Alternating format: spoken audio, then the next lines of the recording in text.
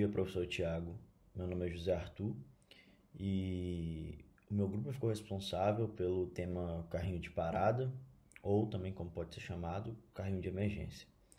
Essa apresentação eu vou apresentar a primeira parte e a segunda parte vai ser apresentada pela colega Marina Bragato. Bom, os integrantes do grupo são Daniele Rabelo, Isabela Bicalho, eu, José Arthur, Lucas Clear, Marina Bragato, Paulo Oliveira e Pedro Thanos.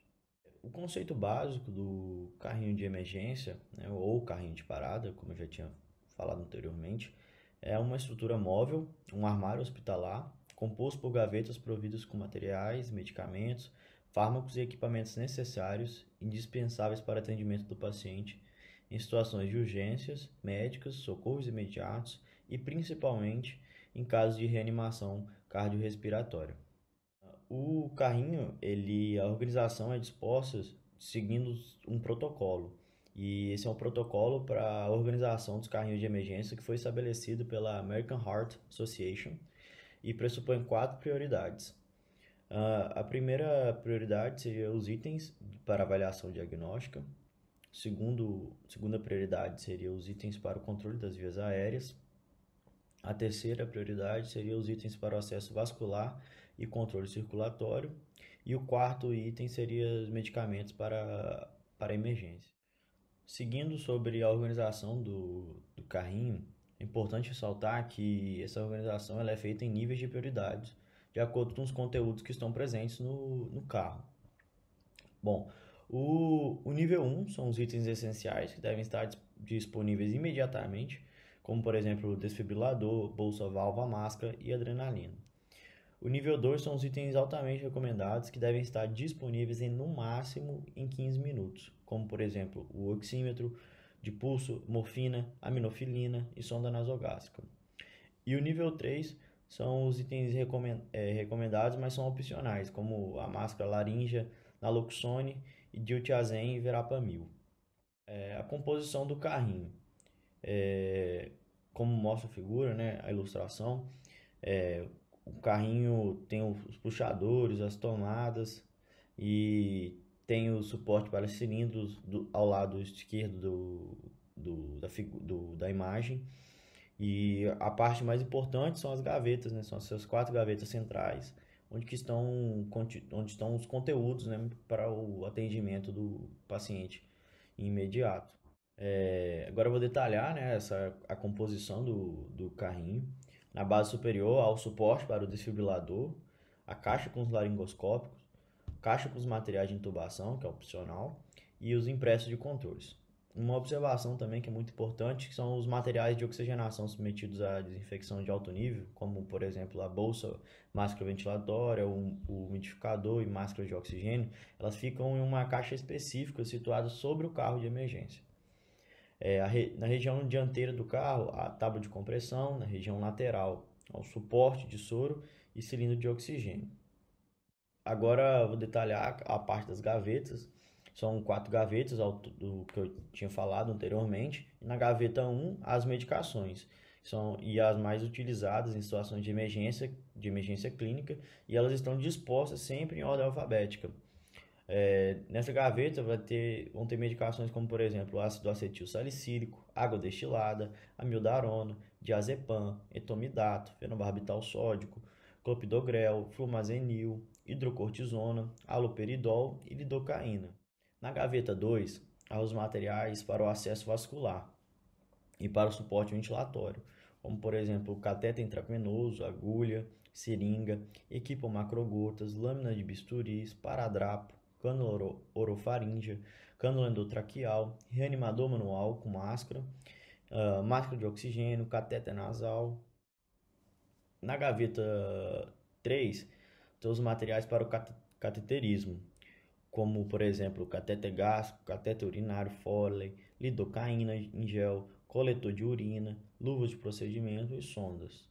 Na gaveta 4, há soluções, como a solução fisiológica, bicarbonato de sódio, unidades em lactato e solução glicosada. A partir de agora, professor, quem vai dar continuidade à apresentação do trabalho é a colega Marina Bragato. Muito obrigado pela atenção.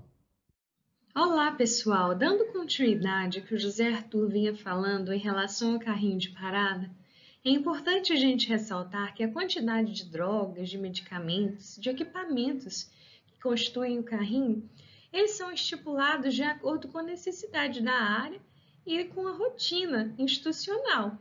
Alguns hospitais eles vão optar por kits para facilitar o atendimento. Exemplo desses são o kit amiodarona e o kit Tridil. Como sabemos, o carrinho de emergência serve como auxílio para o atendimento das diversas situações de emergência. Podemos citar o choque, parada cardiorrespiratória, crises convulsivas. Então, neste momento, abordaremos o fim esperado, a finalidade das drogas presentes no carrinho. Primeiramente, falando sobre a diluição, a água bidestilada ela é essencial para a diluição de diversos medicamentos, bem como cloreto de sódio, a depender da forma em que cada medicação precisa ser diluída. A aminofilina vai atuar na dilatação brônquica e dos vasos pulmonares, além de promover a dilatação coronariana e o aumento do débito cardíaco. A atropina vai aumentar a frequência cardíaca e agir como um broncodilatador, e é um antídoto para intoxicação por organofosforados. O bicarbonato de sódio ele vai ser usado na acidose metabólica, hipercalemia e hipermagnesemia, além de auxiliar na intoxicação por tricíclicos, cocaína ou bloqueadores de canais de cálcio. O diazepam atua como um sedativo de ação prolongada sem efeito analgésico, ansiolítico, anticonvulsivante e miorrelaxante. Já a dopamina, que é uma catecolamina endógena, ela possui ação inotrópica, vasoconstritora sistêmica em doses elevadas e vasodilatadora renal em doses mais baixas. Já a epinefrina, inotrópico e cronotrópico positivo, ela vai aumentar a resistência vascular periférica e, portanto, a pressão arterial. A fenitoína é um anticonvulsivante e antiarrítmico. A amiodarona é um antiarrítmico. Fentanil é um analgésico opioide 100 vezes mais potente que a morfina. O fenobarbital é utilizado para profilaxia e tratamento de crises tônico-clônicas generalizadas, crises parciais e simples. A furosemida, que, como sabemos, é um diurético de alça. Já o Fenergan é um antihistamínico com ação antialérgica, antivertiginosa, antiemético e sedativo hipnótico. Outra droga presente no carrinho é a hidrocortisona, usada na asma grave, reposição hormonal e doenças inflamatórias. A heparina é um anticoagulante. O midazolam é um hipnótico, sedativo e anticonvulsivante. O haloperidol atua como antipsicótico e neuroléptico incisivo. A ninfedipina é um antihipertensivo e antiarrítmico. Já o isordil é um vasodilatador coronariano. A glicose vai ser importante na reanimação, nas emergências como choque, parada cardíaca, coma, insuficiência respiratória e convulsões. É preferencial que seja realizada uma glicemia capilar antes de se administrar a glicose. Já a lidocaína pode ser usada em arritmias e também como anestésico local. Um dos problemas mais comuns relacionado ao carro de emergência é o processo que envolve a montagem, conferência e manutenção, porque é um processo recorrente e deve ser bastante criterioso, uma vez que envolve a conferência dos materiais, do funcionamento dos equipamentos, a validade das drogas. Então, é muito importante que o enfermeiro tome conta de todo esse processo, claro, auxiliado pela equipe. Isso tudo deve ser feito para que se evite riscos para o paciente. Sabemos que na emergência as coisas acontecem rapidamente, então é muito bom ser criterioso para que os riscos sejam a todo momento minimizados.